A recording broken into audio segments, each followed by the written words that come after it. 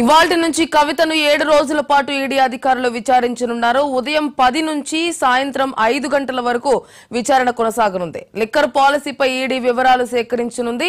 Remand పూర్తయ్యే వరకు లేదా కేసు తేలే వరకు సోమా భరత్ టీం అందుబాటులో ఉండనుంది. సాయంత్రం 6 గంటలకు కవితను కేటీఆర్, హరీష్ కలవనున్నారు.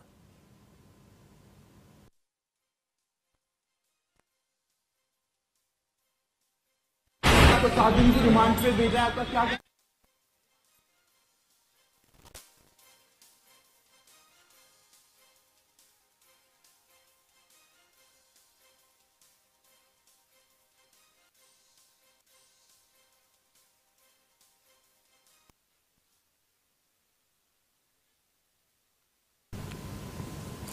సాయంత్రం 6 గంటల నుంచి 7 గంటల వరకు ప్రతిరోజు కుటుంబ సభ్యులను కలిసేందుకు, న్యాయవాదులతో చర్చించేందుకు అనుమతి ఇవ్వాలని కోర్టు చెప్పింది. అలాగే ఇంటి నుంచి తెచ్చిన ఆహారం తీసుకునేందుకు ప్రత్యేక కోర్టు అనుమతించింది. అలాగే కస్టడీ టైంలో పుస్తకాలు చదివేందుకు, కేసుకు సంబంధించినవి రాసుకోవడానికి స్పెట్స్ ని అనుమతి ఇవ్వాలని విజ్ఞప్తి చేయడంతో వీటన్నిటికీ న్యాయస్థానం ఓకే చెప్పింది. కస్టడీ టైంలో ఈడీ కేంద్ర కార్యాలయంలో మహిళా అధికారుల భద్రతతో ప్రత్యేక గదిని కేటాయించారు.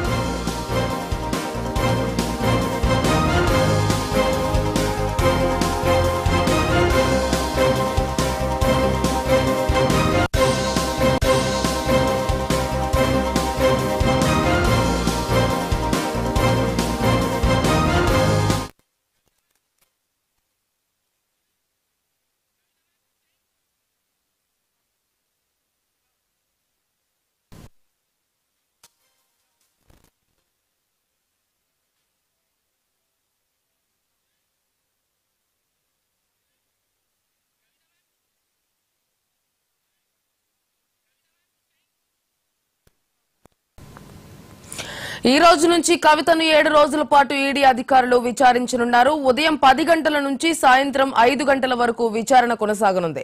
లిక్కర్ పాలసీపై ఈడీ వివరాలు సేకరించనుంది. రిమాండ్ పూర్తయ్యే వరకు లేదా కేసు తేలే వరకు సోమా భరత్ టీం అందుబాటులో ఉండనుంది. సాయంత్రం 6 గంటలకు కవితను కేటీఆర్, హరీష్ రావు కలవనున్నారు.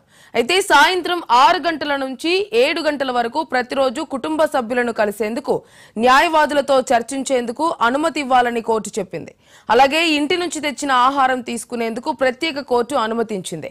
అలాగే కస్టడీ టైంలో పుస్తకాలు చదివేందుకు, కేసుకు సంబంధించినవి రాసుకోవడానికి స్పెట్స్ ని అనుమతి ఇవ్వాలని విజ్ఞప్తి చేయడంతో వీటన్నింటికీ న్యాయస్థానం ఓకే చెప్పింది. కస్టడీ టైంలో ఈడీ కేంద్ర కార్యాలయంలో మహిళా అధికారుల భద్రతతో ప్రత్యేక గదిని కేటాయించారు.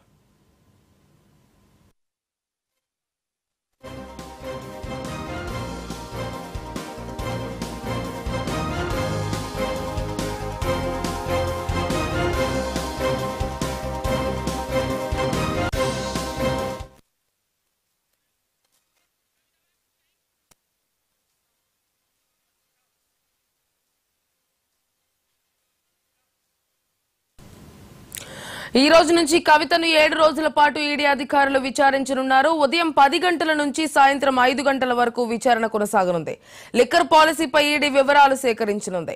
రిమాండ్ పూర్తయ్యే వరకు లేదా కేసు తేలే వరకు సోమా భరత్ టీం అందుబాటులో ఉండనుంది. సాయంత్రం 6 గంటలకు కవితను కేటీఆర్, హరీష్ రావు కలవనున్నారు. సాయంత్రం 6 గంటల నుంచి 7 గంటల వరకు ప్రతిరోజు కుటుంబ సభ్యులను కలిసేందుకు, న్యాయవాదులతో చర్చించేందుకు అనుమతి ఇవ్వాలని కోర్టు చెప్పింది.